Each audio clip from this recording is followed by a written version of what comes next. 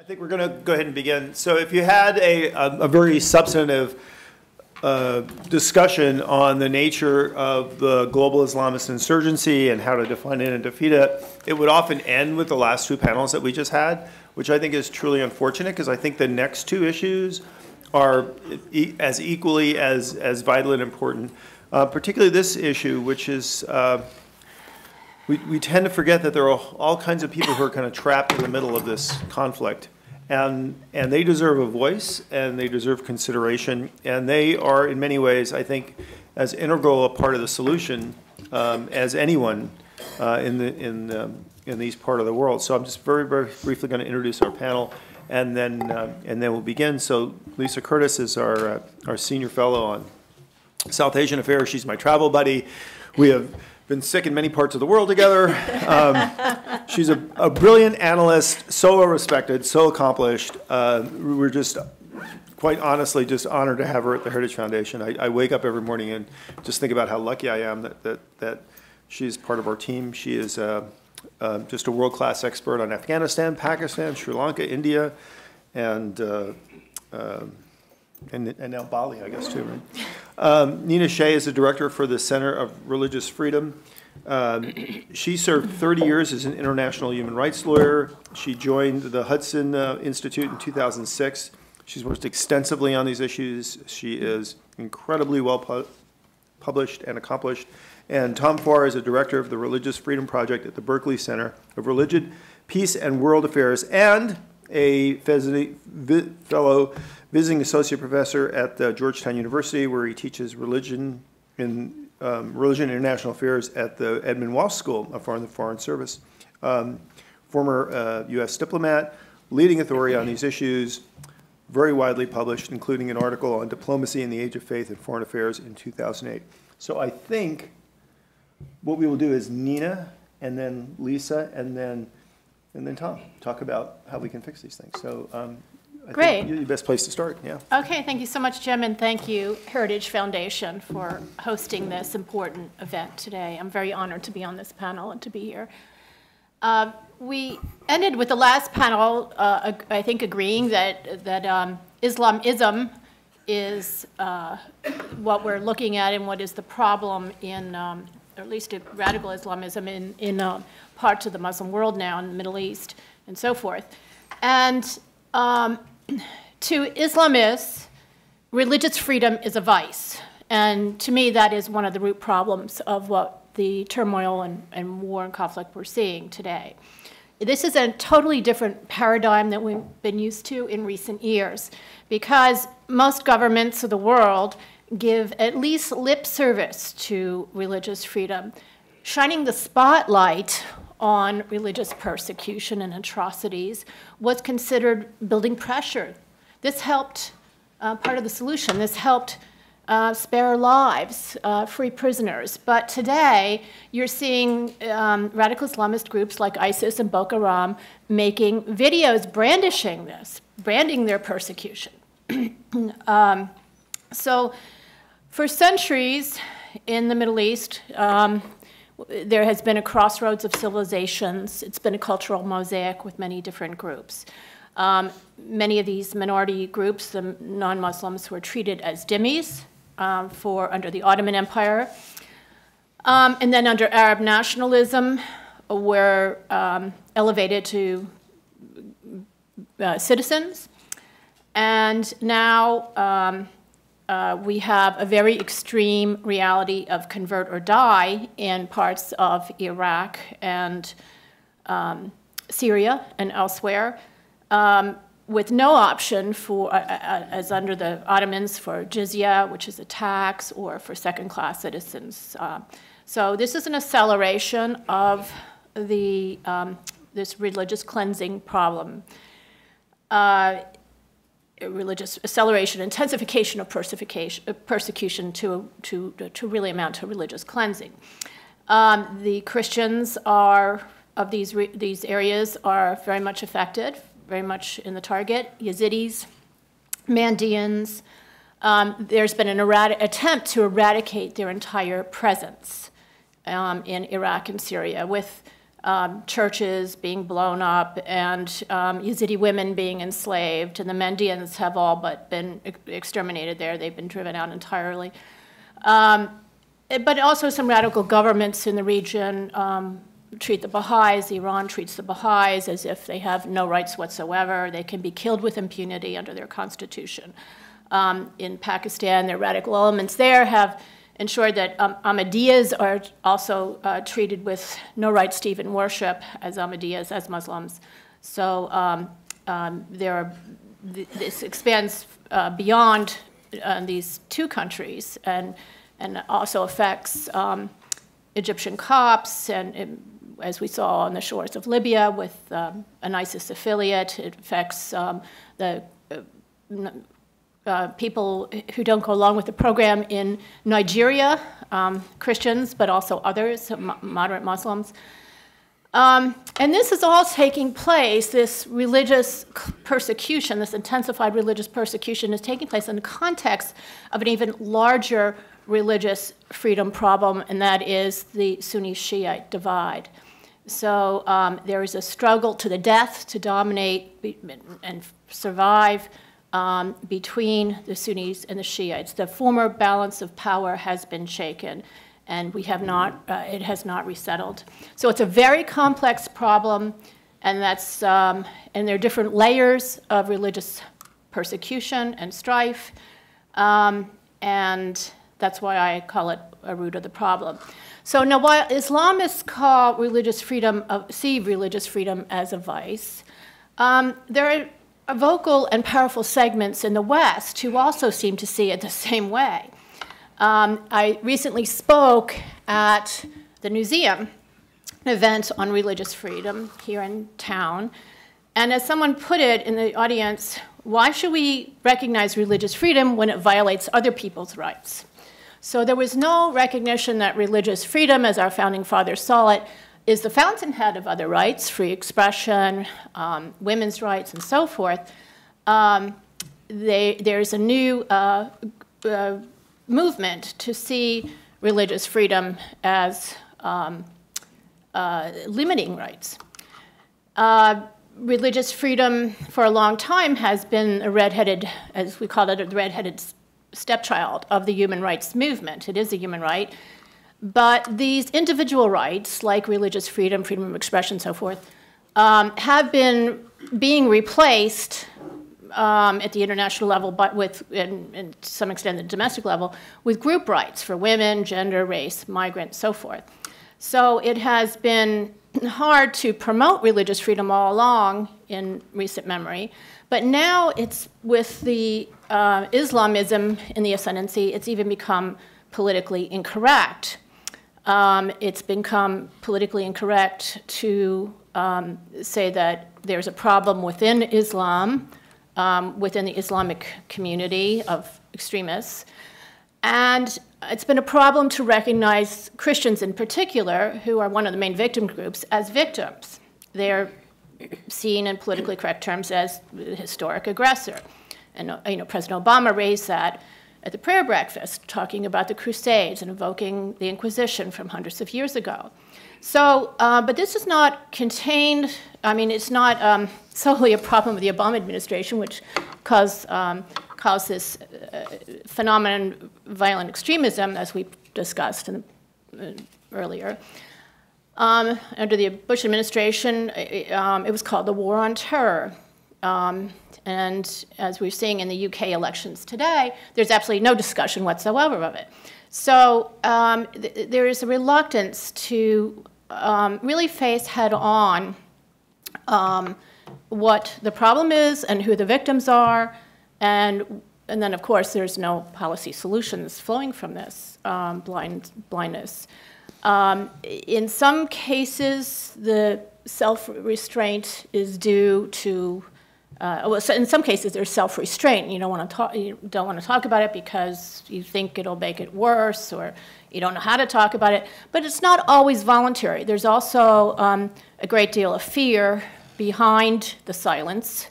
And I was a co-author with Paul Marshall of a 500-page book called Silenced about this very phenomenon. And by the way, we're talking about Indonesia. The former president of Indonesia, wrote the foreword to that book, and he agreed with us that there was a problem with refusing to talk about some of these problems that are part of that are rising out of the Muslim world. And one, prominent experience I had at the UN Human Rights Commission, the predecessor to the Council, some years back, was when the Special Rapporteur on Sudan gave his report and criticized the policy, or the laws, actually, of the government of Sudan of stoning children for adultery. And he received a fatwa in the chamber from the Justice Minister of Sudan, saying that this was off limits. He was insulting their religion. So there is a reluctance to talk about the problems, the violence that is now arising from these Islamist groups, and how that's related to religion, the ideology. And this, of course, is taboo to talk about it is seen as a form of blasphemy by the radicals themselves. And it is not just limited to irreverent cartoons or to burning of the Koran, but to actually substantive issues about the human rights problems. Now, because there is a reluctance to even to talk about and recognize the problem, there are very weak policies, if any policies at all. And the other week I awoke to an email saying, "Help us! We're in the Kabul Valley of Syria, and we're being invaded. We're surrounded by ISIS." I contacted some people I knew at the time, and they contacted a network, and it flowed out, and somehow there were airstrikes to attack ISIS, and held them off for a few days. But it was too late for these Christians. There were 5,000 of them fled. They've gone to Lebanon, most of them. 300 of them were taken captive, and they have not been seen since. This was a town. This is a strategic area, Kabul Valley. It's about 40 kilometers long. It's 33 Christian villages on either side of the river. It's very close to the borders of Turkey and Iraq. It's very strategic. It was totally undefended. And it was extremely predictable that they would be attacked, because they were attacked in a convoy of 40 pickup trucks by Islamic State as they were driven out of Kobani, which is nearby. And so after we liberated Kobani with our airstrikes, they fled and they went into this river valley. We could have predicted it if we had, in CENTCOM, and if our generals had recognized that actually a goal of ISIS is to attack Christians. It's not only a means, but it's a goal to religiously cleanse the area, to make the area pure for Islam. They see this, they said, as a virtue. So, but there was no, that this is religious cleansing is a goal. Now, there's many things we could be doing. There are hard cases, of course. Mosul is going to be a very tough case. I'm not optimistic that it will be liberated or that it will be held and Nineveh will be protected if it is. And this is the area where pretty much all the Christians of Iraq lived, or most of them. They're all internally displaced in Kurdistan now. So they have been pushed out of their historic area where they've had a presence for 2,000 years. Their churches have been bombed, and their Nimrod's walls and whatnot have been blown up. If they do return, it's not going to be the same place. We should be thinking about how we learned the lessons from what happened to Nineveh and Mosul a year ago.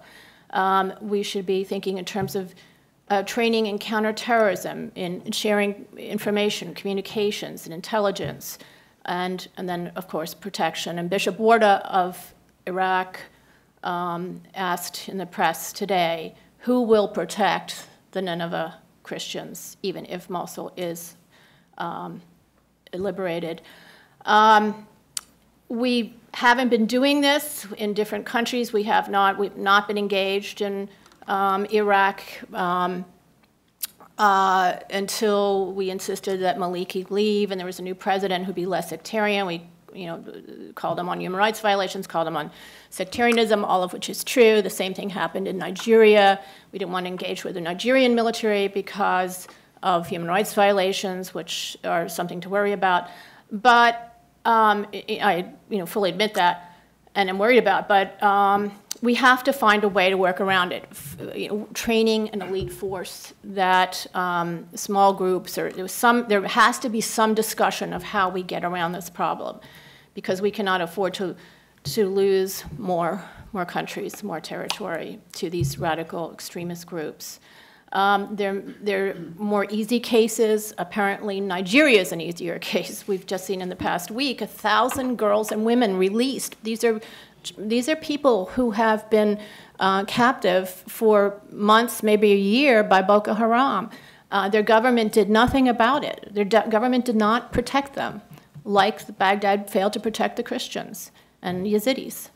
But there's now new determination to take on Boko Haram, so 1,000 girls have their freedom now. Of course, they're all deeply traumatized and being rehabilitated. But Kenya, the Garrison University over Easter weekend, another example where the government failed to protect them, failed to really drive home to them how under threat they really were. And because there were warnings, there was knowledge, and of course the United States was not engaged at all in trying to raise the flag of the deep trouble that was impending. My time is up. I'm going to just end on a try to be a more optimistic note. We've talked about this morning about Indonesia, the model. I think there is something to look at there. I think the Sunni Shiite, the Iran, Saudi Arabia battle that's taking place is going to have to calm down first. That may be decades, according to our intelligence, maybe a century. But if we can preserve Indonesia, the model, and preserve other places of tolerance within the Muslim world, they may emerge. This is the largest Muslim country in the world, may emerge as a leader. There's also about 20 million Sunnis in Iraq and Syria, and they are the silent majority that Walid mentioned. 500,000 Sunnis fled Mosul when ISIS came in, and they were living in UN camps in Kurdistan. They left. They did not share ISIS's philosophy. They didn't want to be part of it. So these 20 million Sunnis, maybe they're scattering, leaving the area, but they need a leader. And when charismatic leaders emerge, they are killed. So we're going to have to, be thinking of, I don't think we can pick the leader, but we should be looking out for one to support and get others to support, our allies to support eventually. And then there's President Sisi, and we talked about that earlier. Slavery 150 years ago was present here. It was present in many parts of the world. And there are no governments today that proudly say that they have slavery. There are no, slavery is pretty much banned in every country of the world as a matter of policy. Now, of course, there is slavery, but including in the Muslim world. So I think that that gives me hope that there can be change, that there can be a recognition of religious tolerance, religious freedom in the years ahead, but it's going to be a long haul. Thank you. Well, thank you for that really disturbing but informative overview of a real challenge of preserving these communities in the midst of these conflicts, because they're going to be a critical component to rebuilding the civil societies, to create successful and tolerant societies in the future. So maybe, Lisa, it would be helpful to kind of delve into one example kind of in greater depth to really understand the complexity of the issue and the challenges that we face. Okay, well, thank you, Jim, and it's a real honor to be on the panel with Nina Shea and Tom Farr. I'm a big admirer of both of their work, and so it's an honor for me to be here and to be speaking with you today. Before I delve into Pakistan and the problems we see with religious freedom and persecution of religious minorities there, I wanted to start by making the broad, I think it's a self-evident point, but I think it also merits restating, that protecting religious freedom in Muslim-majority countries is an integral part of the ideological battle against Islamist extremism. And the point here is that, protecting religious minorities, obviously it's a matter of human rights. It's part of promoting democracy, but it's also strategic for the U.S. Because it's a way that we demonstrate how pointless and inferior the Islamist extremist ideology is to democracy and liberal values. So in Pakistan, just as Nina has spelled out in the Middle East, religious intolerance and persecution of religious minorities is definitely on the rise. The targets are Ahmadis, Christians, Hindus, and Shia. And I'll talk a little bit about the Sunni-Shia sectarian divide in Pakistan. So Pakistan was established as a homeland for Muslims, much in the way Israel has been established as a homeland for the Jews. And the founding father of Pakistan, Muhammad Ali Jinnah, who Pakistanis refer to as the Quaid-e-Azam, or great leader, actually had a vision for Pakistan as being a multi-religious, multi-ethnic democracy. And he thought it was the responsibility of Pakistanis to respect religious freedom. Now, unfortunately, he died shortly after Pakistan gained its independence in 1947, and his vision and philosophy didn't really have time to solidify in Pakistan. And clearly, Pakistan has failed to uphold a lot of the vision that he advocated. And in fact, the U.S. Commission on International Religious Freedom has argued since 2002 that Pakistan be declared a country of particular concern, or CPC as they call it, according to our International Religious Freedom Act, for violating religious freedom. And the problems, as I said, have gotten worse in recent years. So Nina talked a little bit about the Ahmadi community. For those of you who don't know about the Ahmadis, they don't believe in the finality of the Prophet Muhammad. At the end of the 19th century, a man named Mirza Ghulam Ahmad declared himself an Islamic prophet. So those who follow him, they have communities throughout the world in most countries, but the largest number of Ahmadis happens to be in Pakistan, where there are about 4 million Ahmadis. And shortly after Pakistani independence, a few years after Pakistani independence, the Jamaat-e-Islami Islamist political party went on a campaign to declare the Ahmadis non-Muslims.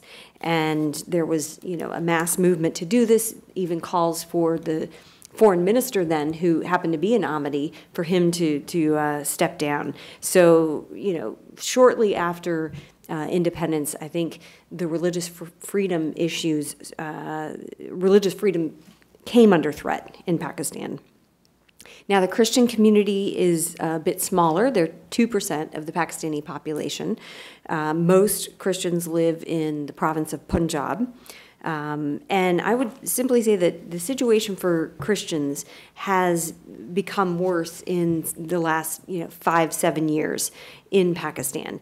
When I was posted in Pakistan, I was a diplomat there 20 years ago, and one of my responsibilities was drafting the Human Rights Report, the State Department Human Rights Report. And at that time, it was really the Ahmadis who were bearing the brunt of the religious extremist groups, both in terms of violent acts and misuse of the blasphemy legislation, which I'll get into later. But now I would say that Christians are, as much as the Ahmadi community, facing religious persecution. So what are some of the recent attacks that have occurred? Last December, an Ahmadi man was killed after a prominent personality on a Pakistani public TV show called Ahmadi the enemy of Pakistan.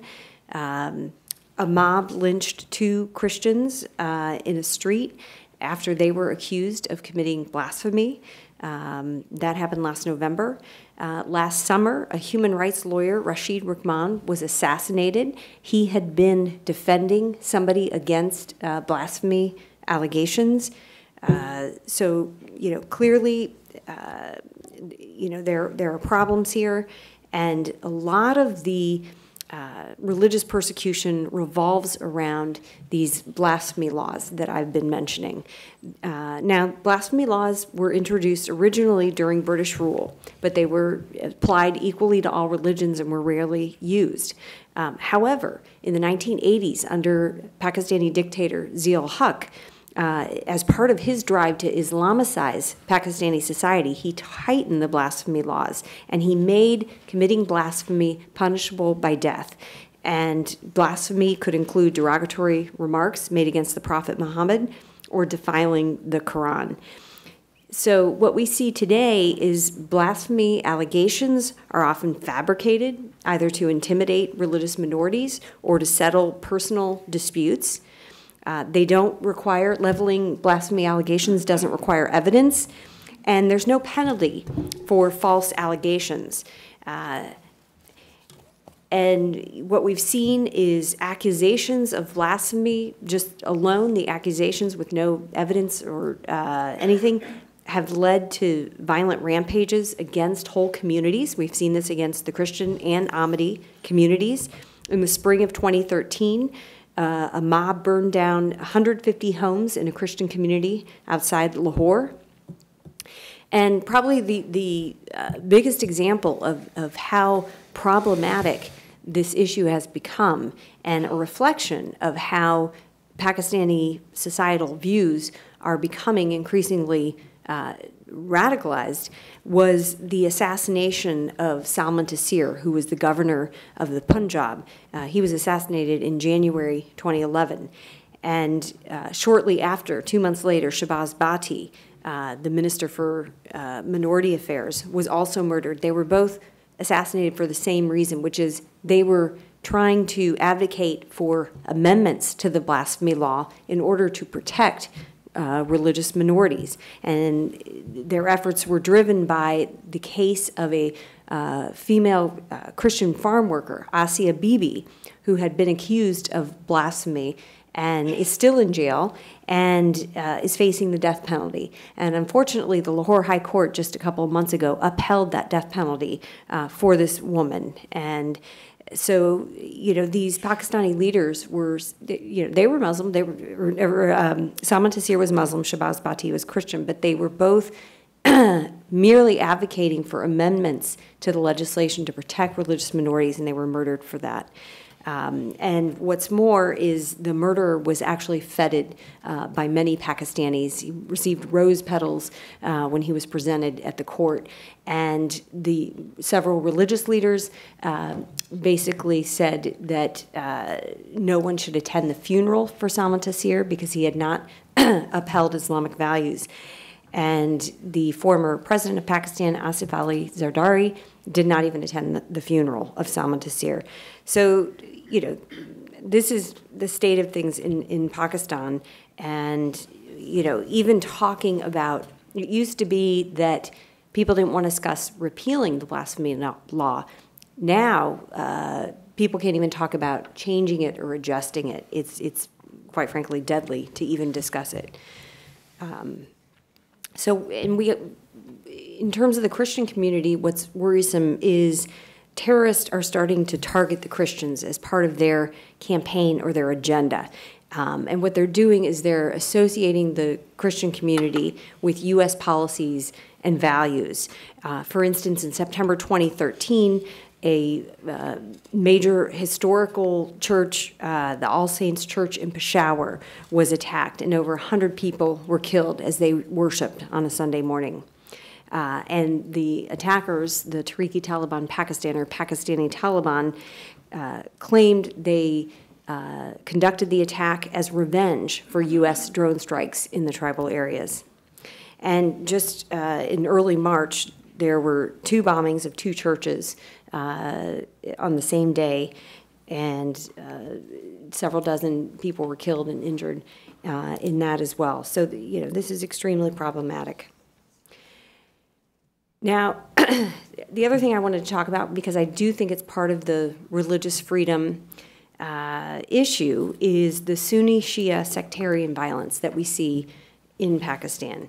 Now, this has been prevalent since the 1980s, but attacks against Shia in particular has increased in the last few years.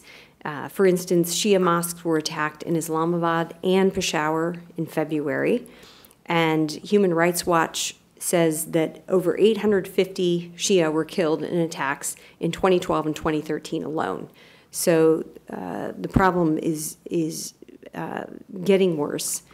Now, the Sunni Shia sectarian violence has its roots in Zia-ul-Haq's rule in the 1980s, when he tried to move Pakistan toward a more orthodox version of Sunni Islam, similar to the Wahhabism we see in Saudi Arabia. And certainly the sectarian violence was fueled by Saudi support to some of the Sunni extremist groups and Iranian support to some of the Shia extremist groups. And I think the Pakistan decision not to support the Saudi coalition in Yemen with troops, as the Saudis had requested, is due to Pakistani concerns about a sectarian backlash. They know they already have these sectarian problems, and getting involved, backing the Saudis in Yemen would only fuel that battle. And so I think it was a wise decision by the Pakistan parliament to basically stay out of that battle, the Saudis' battle. So what can we do? What is the way forward in this environment? Well, I think first we need to prioritize the protection of religious minorities in our bilateral dialogue with Pakistan. Several of us experts on Pakistan, and I think you all included, signed a letter in January before Secretary Kerry went to Pakistan to participate in the U.S.-Pakistan Strategic Dialogue, and we all signed this letter to Secretary Kerry arguing that he make religious freedom a central part of his discussions and raise some of these cases and issues that I have referred to. And in fact, we said that the issue of religious freedom should be a plank in the U.S.-Pakistan strategic dialogue. The second is education reform. Need to teach the values of religious tolerance, pluralism, civic education in not only the Pakistani religious schools, the madrasas, but also as part of the public school curriculum. There are still derogatory references to religious minorities as part of Pakistani textbooks, so this is a problem. And third, and I believe this is probably the most important thing that Pakistan can do to improve religious tolerance, is to pursue friendlier ties with India. A lot of the growing extremism that we see in Pakistan can be linked back to sectarian and extremist groups that vilify India, that conduct attacks in India, like the Lashkar-e-Taiba, and I think they just feed off this conflict. And the tensions between India and Pakistan also cloud Pakistan's approach to these groups. And we just saw this a few weeks ago with Pakistan releasing on bail the mastermind behind the 2008 Mumbai attacks. And so I think, just like Iran, I think it was mentioned in an earlier panel, Pakistan has used terrorist groups to achieve regional goals. And that's something that we need to see change in Pakistan, not only to promote peace between India and Pakistan, but also to bring balance to Pakistani society. So I'll just stop there, and I look forward to taking your questions. Thank you. All right. Well, Tom, this is another area where I think we've seen a clear divergence between what we're doing and what many believe we need to do. So what should we be doing in this critical part of the struggle? Well, first, thanks for putting this on. Thanks to Heritage. I don't know about you, but after those 2 talks, I'm thoroughly depressed. Notwithstanding their mighty attempts at the end to kind of turn things upward on both cases, let me say how grateful I'm here to be with Lisa and Nina as well. Nina in particular, who has done such yeoman work. And I'm going to talk about the IRFA, the International Religious Freedom Act, in just a moment, and that law would not exist without the lady to my left. So let me give her that particular kudo, if I might.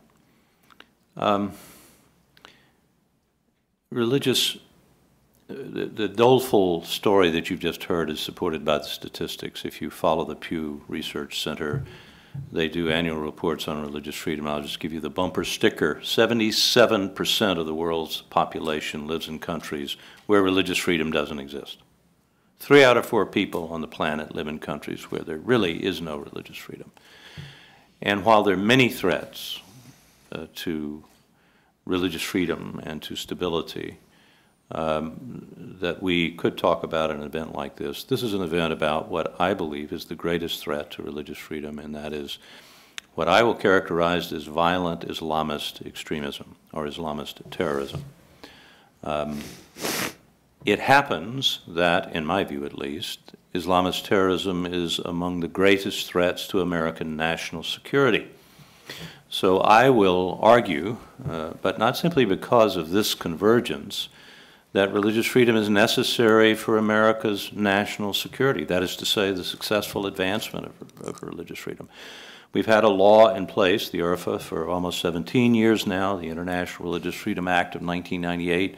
Under 3 administrations, we've been promoting international religious freedom, 4 ambassadors, endless lists of CPCs, countries of particular concern, the IRF Commission, on which Nina served for the first, I think, 6 years of, or longer, 7? 12.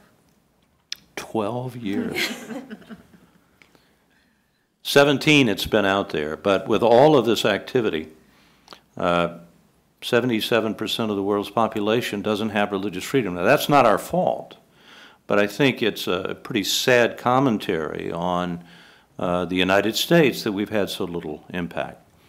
We have 2 reasons to act. One is the most obvious, humanitarian, just the terrible recitation of the people who are being, and you know them, I mean, you see them on television, you see the terrible images of people about to be decapitated. If you're like me, you can't watch the rest of it, but you can imagine what happened to those people.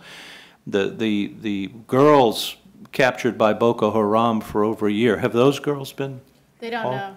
They don't know if they're among them yet, because they're well, still in but this, ISIS, in my view, is one outcropping of a global phenomenon. It is the most virulent. They are different in various ways, but Boko Haram, Al-Shabaab, Al-Qaeda, which hasn't really been mentioned very much, ISIS, a whole variety of groups, Hezbollah, Hamas to a certain extent, the intellectual godfathers of these movements, such as Wahhabism in Saudi Arabia, and certain elements of the Muslim Brotherhood, which we've talked a lot about today. All of them have one thing in common, in my view, and that is the view that if you insult my religion, which in this case happens to be Islam, you deserve punishment. And if not punishment by the state and these anti-blasphemy laws, then by private groups. Now, this is not a phenomenon that is unknown in history. I'm a Roman Catholic. The Roman Catholic Church had something similar in its approach to the world in its 13th century. The notion that if you apostatized, if you blasphemed, then you deserved punishment, if not by the church, not by the popes, but by the state in connection with the church. We've got to help Islam get rid of the idea that if you offend my religion, you must be punished, either by the state or by other violent means. I believe that the anti-blasphemy and anti-apostasy and anti-defamation laws that Lisa was talking about in Pakistan, but that exist in some form virtually in the entire Muslim majority world. While these laws are supported by mainstream Muslims, not just by terrorists, these are people like you and me who believe they're doing the right thing to protect their religion. We have to get rid of that idea. Now that is a tall order. Why should we do it? This isn't a political science class. This isn't some academic issue. We should do it because it underlies the greatest threat to our security, let alone these poor people around the world who are being slaughtered and tortured and imprisoned unjustly. The threat to our national security is this notion that Islam requires violence to defend it. The only way that we can get rid of this, and by the way, parenthesis, this is not an argument against military force. I believe we have to use military force against ISIS. I'm not giving you a reason for negotiating with terrorists. I'm giving you a diplomatic strategy for the United States, which we have not even thought about, let alone attempted to implement in our religious freedom policy. And that is to convince the Muslim majority world that you can defend your religion without violence. You can defend it with better preaching and better teaching, but what you've got to have in order to do that is religious freedom in your countries. There's a cost-benefit analysis that we need to present to Egypt, Iraq, Pakistan. Indonesia is a model, although it's got its own problems. We need, in the Muslim majority world, the greater Middle East, an Indonesia model. And the way we can do this is to make the case that if you want stable democracy, if you want economic growth, stable economic growth, which I believe the next panel is going to talk about, if you want civil society, which Walid Faris talks about, and if you want to get rid of violent extremism in your own societies, which most Muslims do, you cannot do it if you do not move toward religious freedom as defined as full equality under the law for all of your religious citizens, Muslim and non-Muslim. Now that's a mouthful, but I think the data and common sense and history support those propositions. We should be making those arguments in our foreign policy. We are not. So let me end by suggesting some ways, or actually focusing on how the American State Department might empower the ambassador at large, and I'm not speaking here of personalities or a particular administration. I'm talking about a function that we've had in our diplomacy for 17 years, which has had, in my opinion, virtually no impact anywhere in the world. This is not only a humanitarian crime, as far as I'm concerned, but it is a failure to look at the relationship between religious freedom and our own national security. This is about my children and my grandchildren, which is why I feel so strongly about it, in addition to my empathy for those 21 Christian Egyptian Copts who were decapitated on the shores of the... Both of those are powerful reasons.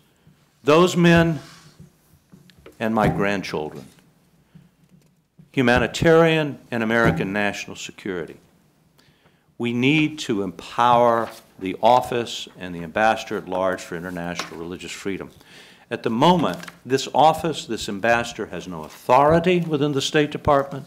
It's in a diplomatic backwater, even though the title is supposed to mean something, ambassador at large, confirmed by the Senate. Most ambassadors at large in the State Department report directly to the Secretary of State. This one has never done so. It certainly doesn't under this administration. It's many steps removed from the Secretary of State. It is viewed within the department as basically a backwater. Foreign Service officers don't want to join that office because it doesn't do diplomacy. It has no resources.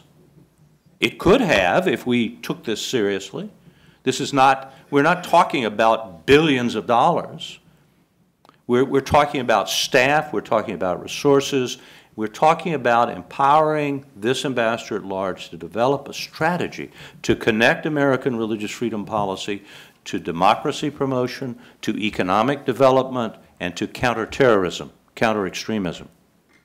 So I will end with this. There happens to be an amendment to the IRFA wending its way through the House of Representatives and ultimately, I hope, through the Senate, sponsored by Representative Chris Smith of New Jersey. Many of you know the name. Some of you know him. I think he's entitled it the Frank Wolf International Religious Freedom Act, Frank Wolf being the lion of the House who just left and retired, who was, along with Nina and a few others, responsible for the International Religious Freedom Act in the first place. What this bill does is require the State Department to do what it has not done before. Give the ambassador at large status within the department, resources, and training for American Foreign Service officers who have no idea how to do what we're talking about. They have no toolkit. This isn't, as I said before, political science. We have training at the Foreign Service Institute where people come in and hear people argue about whether all of this is constitutional. Argue about whether the Establishment Clause prevents us from doing this in the first place. It's interesting. Frankly, I love to get into these fights and arguments. I love to, but it is not training American diplomats to do something that is in our interest for those men that were tortured and killed, and for your grandchildren and children and my own, the national security of the United States. Thanks. So you were in the Army, weren't you? Yes. Matt, see, you're like a mission guy. Like, just go do it. So we have just a few minutes for questions. So if you have a question, if you just raise your hand, and we'll get the microphone down here. And so we have one here and then one there. Please. Oh. Yeah. Hi, Penny Starr with CNS News. You mentioned a letter, I believe, Lisa, you mentioned it to Kerry, Secretary Kerry, about making religious liberty an important part of his discussions in Pakistan and even making it a plank, but you didn't follow up on, did he do that? Did you get a response to that letter or anything of that nature? Thank you.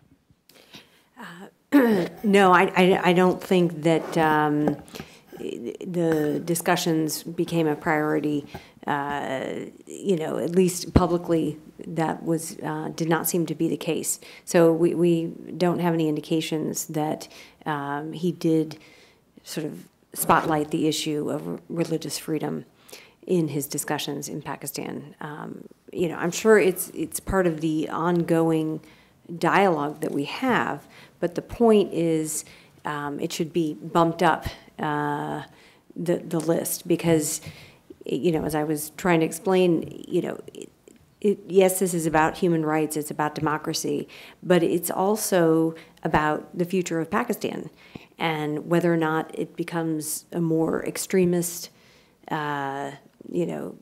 country or becomes a more moderate, tolerant country that can live at peace with itself and its neighbors.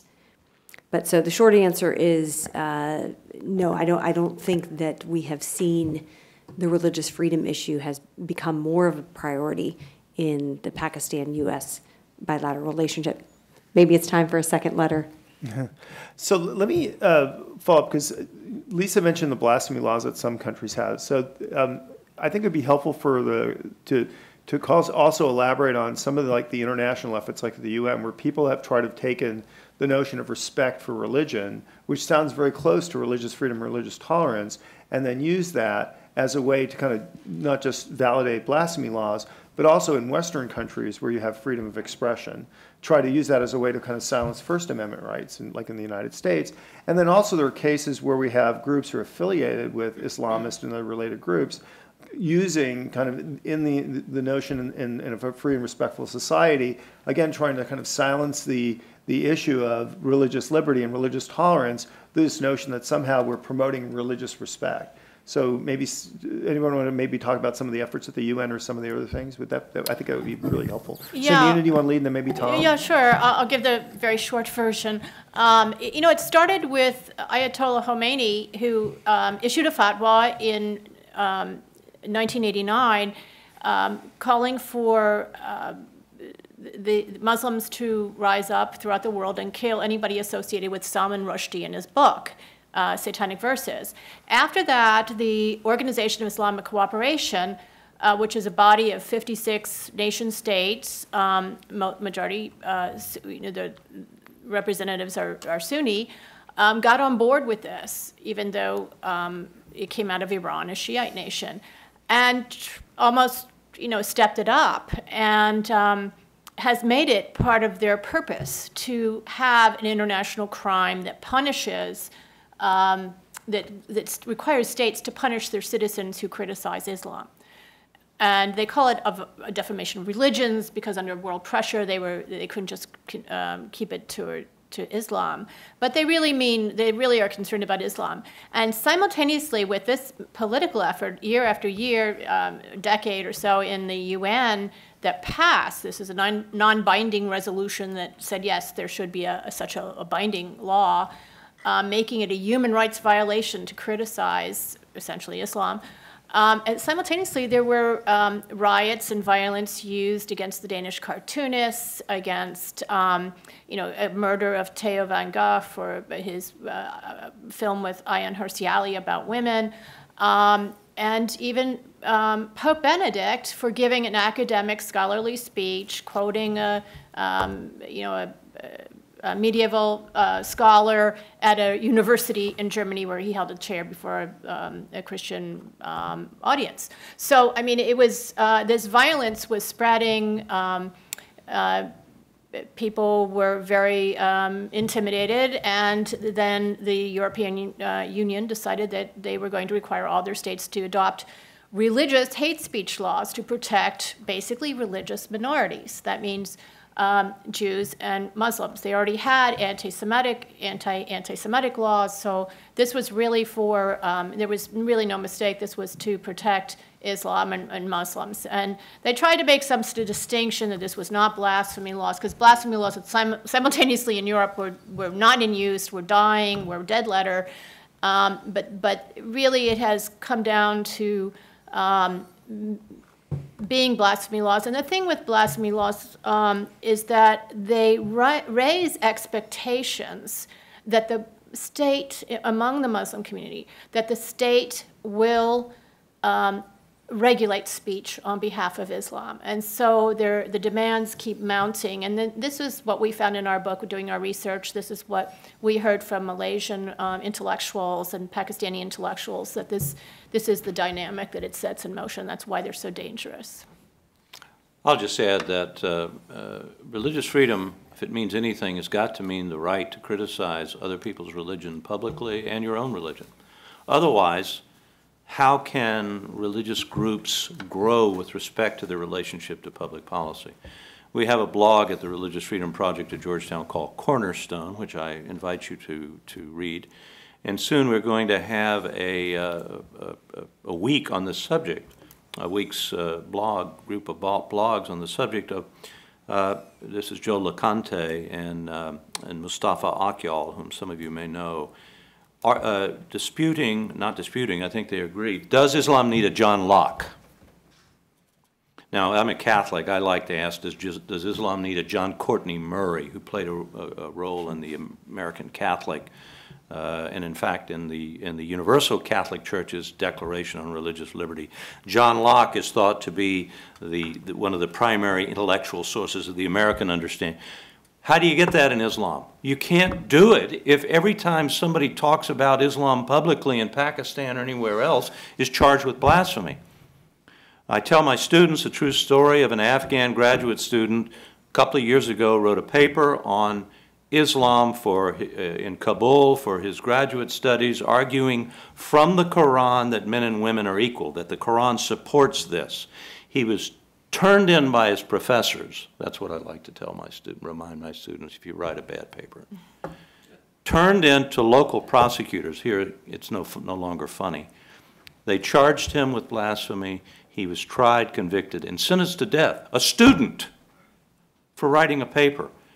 Now, if you can't get rid of that, whatever that is, you're never going to have religious freedom or political stability or counterterrorism or anything else in the Muslim majority world.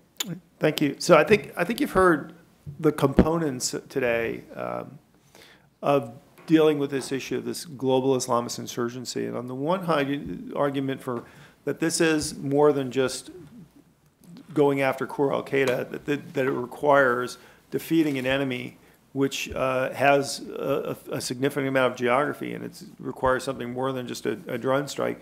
But beyond kind of the military defeat, which is really essential for discrediting and dishonoring and defeating the political entity which is trying to grow.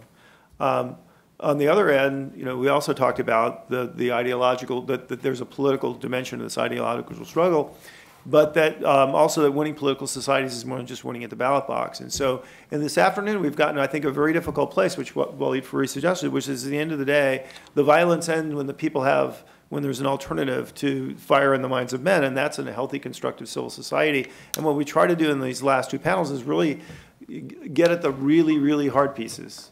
I mean, it's easy to talk about how you get an election done, but getting at this notion about how you generate fundamental religious tolerance and freedom in the most difficult parts of the world, recognizing that 3/4 of the world don't enjoy it, but really in the core of some of the countries where you literally die for having your faith.